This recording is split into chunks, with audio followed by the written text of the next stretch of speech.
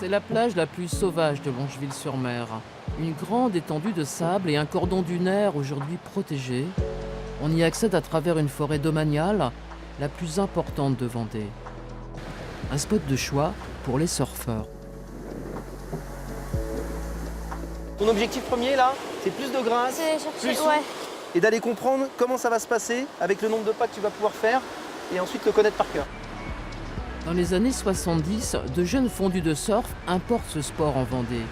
Une aubaine pour Emmanuel qui fait ses premières armes avec une planche dès l'âge de 10 ans. Une passion dont il fera son métier en ouvrant à Longeville-sur-Mer la première école de surf il y a 20 ans. Ici, les conditions sont idéales pour apprendre et perfectionner sa technique. Les vagues de sable en fait, qui sont assez creuses et qui peuvent être tubulaires, ça permet de faire vraiment des belles sessions de surf. Et notamment la plage de Bud qui est réputée parce qu'il y a une petite fosse en fait, de vent qui fait gonfler la vague et du coup elle est un peu plus puissante qu'ailleurs. René, lui, n'est pas surfeur, mais à 80 ans, il a encore bon pied, bon oeil et aime à se promener au bord de l'eau. La plage des Conches, il l'a découverte dans les années 50. Lui, l'enfant de Fontenay-le-Comte, né à 50 km du littoral. On amenait le pique-nique, on amenait tout. On allait pique-niquer soit quand il faisait trop chaud, on allait en forêt, en bordure de forêt, c'était idéal. Mais 1-2 fois dans la saison, c'était tout. C'était des journées de fête. À 30 ans, René s'est installé définitivement sur la côte et la pêche au pignon pratiquée à marée basse est devenue l'une de ses activités favorites. Alors vous creusez à peu près 30 cm, 3-4 cm dans le sable, puis quand il se fait une résistance, vous donnez un petit coup pour le sortir du sable. Il faut le ramasser aussitôt parce que sinon il replonge. Je me souviens quand on venait, on était au moins 50 ou 60, tout ça a gratté pendant parce que là maintenant, s'il y en a une dizaine, c'est tout.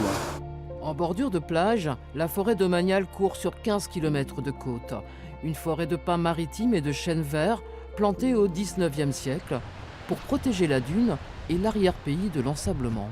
Il y avait beaucoup de cultures vivrières qui étaient faites en arrière-pays et ces champs de sable qui étaient mouvants par l'action du vent en hiver recouvraient tout ce qui était production maraîchère ou céréalière.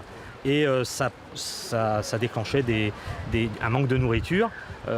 Donc on a décidé de stabiliser ces champs de dunes. Au cœur de cette forêt qui s'étend jusqu'à la Tranche-sur-Mer, de multiples jardins potagers ont perduré jusqu'au remembrement des années 70. Les habitants y cultivaient dans le sable l'ail, la pomme de terre ou encore l'oignon. Des traces sont encore visibles. Nous avons de la vigne qui amène la preuve d'une activité agricole dans les années 70, jusque dans les années 70. Et ensuite, on peut voir aussi ici des fossés qui délimitaient certainement d'anciennes parcelles agricoles. Pour les amateurs de randonnée, 36 km de sentiers pédestres balisés sillonnent la forêt. Une façon sportive de rejoindre le bord de mer et la plage des Conches.